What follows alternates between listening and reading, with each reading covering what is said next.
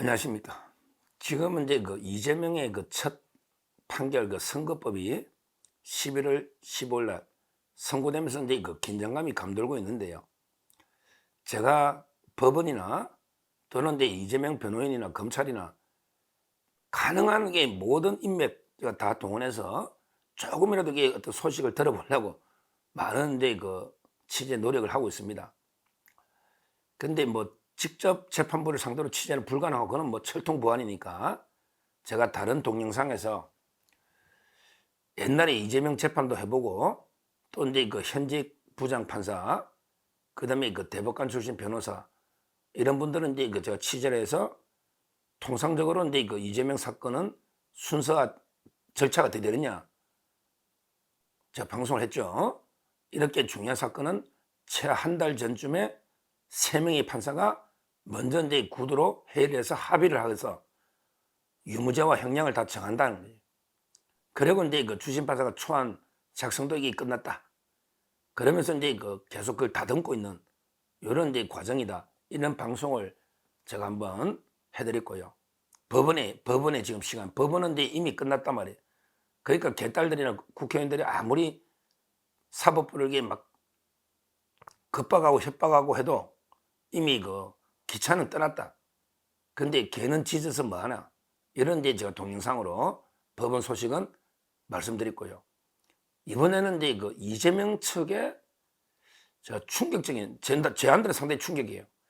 충격적인 전략을 이게 두 명한테 들었는데 이거는 상당히 충격적인 이야기입니다. 이재명 측의 1심 전략은 선거법에서 뭐냐? 두 명한테 민주당 패널 방송하다 보면 이게 민주당 패널 많이 만나니까 두 명한테 들었는데 그 중에 한 명은 또 변호사거든요. 이재명 측은 이제 진짜 속내가 뭐냐? 이걸 어떻게 재판을 1심을 돌파하느냐? 진짜 속내가 뭐냐? 겉으로는 이게 무죄 외쳐도 자기들이 다 무죄가 안 된다는 거는 변호인이 더 잘 알거든요. 이재명의 변호인 측이 더 잘 알아요. 그래서 이제 제가 들은 이야기는 뭐냐? 선거법에서 이제 1심에서 150만 원까지 받으면 성공이다. 150만 원까지 받으면 성공이다. 그 다음에 위정교사는 아무리 많이 넣어도 벌금형으로 막으면 그건 끝나는 거니까 집행유예 이상 안 받으면 이제 배지가 유지되니까 벌금이야 뭐 1,000만 원, 뭐 2천만 원 아무리 많이 넣어도 위정교사는 이제 벌금 넣으면 끝나는 거니까 그게 목표인데 근데 선거법은요, 저 충격이죠. 그럼 선거법은 이게 무죄를 받거나 100만 원 밑으로 받아야 되잖아요. 왜냐하면 이게 100만 원이 기준이거든요. 100만 원 이상입니다. 그러니까 100만 원 미만 받아야 돼. 미만 받으면 이게 모든 게 그냥 유지돼. 90만 원, 80만 원 이래서 100만 원 미만. 근데 100만 원 이상이니까 100만 원을 받거나 110만 원 받거나 100만 원 이상이니까 100만 원 받아도 이게 당선이 무효가 돼요. 그 다음에 피선거권이 박탈이 되고요. 그 다음에 민주당이 434억을 토해내야 돼요. 100만 원 이상만 되면. 그런데 1심에서 150만 원 받으면 성공이다.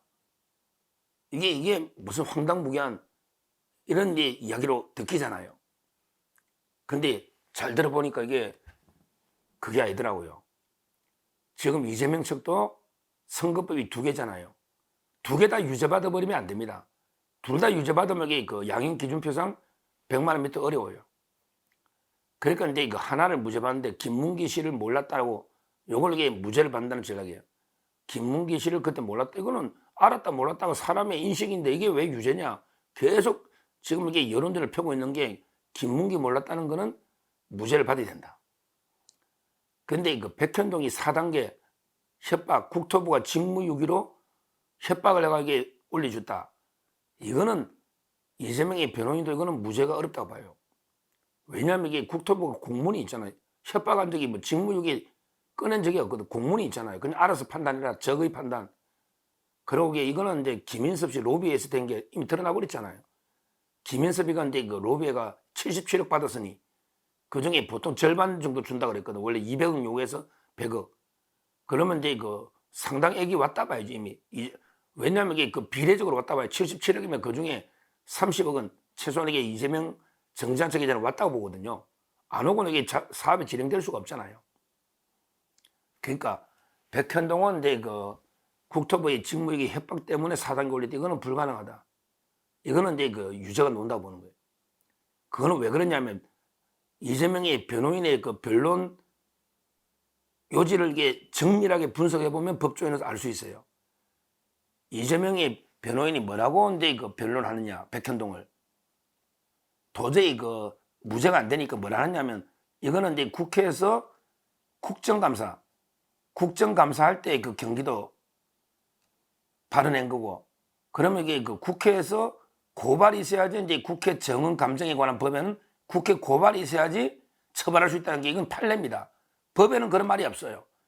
국회 정언 감정에 관한 법률에 보면 친고죄라는 건 없어. 근데 관행적으로 판례가 국회가 고발해야만 국회 정언 감정에 관한 법에 의해서 처벌한다. 그러니까 이거는 국정감사니까 그 국회법이 우선 적용돼야 된다.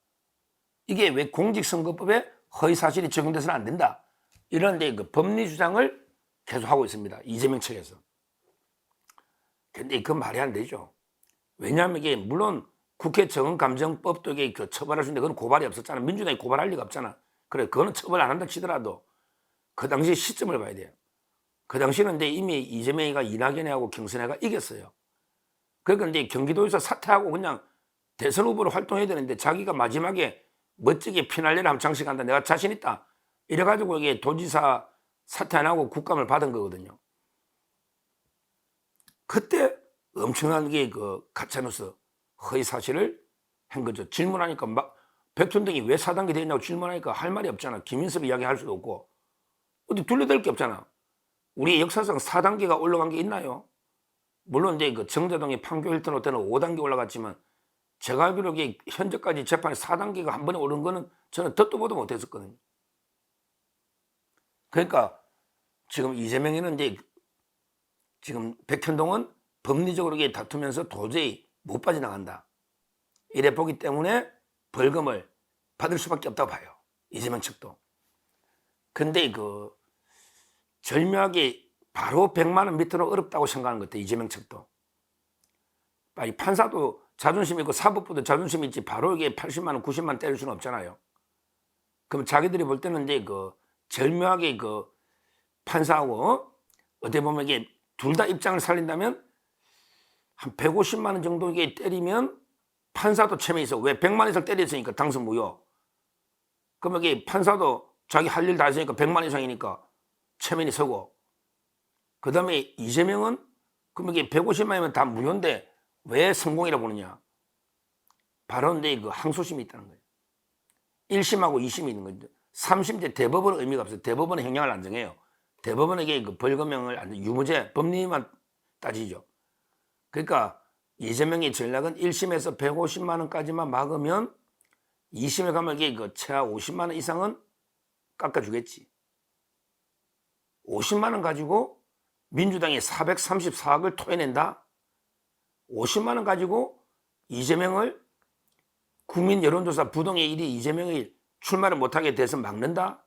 이게 판사가 할 수 있겠나? 이렇게 항소심에 고등법원의 판사 3명이 50만 원 차이로 이재명을 날리고 민주당이 434억을 토해내게 만들 수 있겠나? 50만 원 깎아주겠지. 이렇게 보고 있는 거예요. 참 이게 황당무계한 전략입니다. 그러면 이게 1심 판사도 체면 서고 자기도 뭐 살고 이런 말도 안 되는 이걸 제가 2명한테 처음 듣고 이게 공공연하게 지금 민주당이 떠돌아다닙니다. 야, 우리 1심에서 한 150까지만 막으면 성공이야. 그러면 이게 2심에서 충분히 50만 원 이상은 깎을 수 있어. 단계별로. 이런 게 이야기에 떠돌아다니고 있습니다. 참 황당무계하죠. 그래서 뭐 제가 주장하는 건 1심에서요. 판사들이 그렇게 애매하게 가서 날리고 이러진 않을 겁니다. 뭐 아니면 도라 그랬잖아요. 아니 무죄면 아니 무죄고요. 아니면 이제 확실하게 날릴 겁니다. 저는 최하 벌금 300원 넘으면요. 검찰이 2년 구형했죠. 그러면 이게 그 희망이 없어요. 옛날에 이재명이가 그 300만 원 받은 거 고등법원에 대법원에 가서 이제 권순일 때문에 파기됐지만 그는 특이한 경우고요.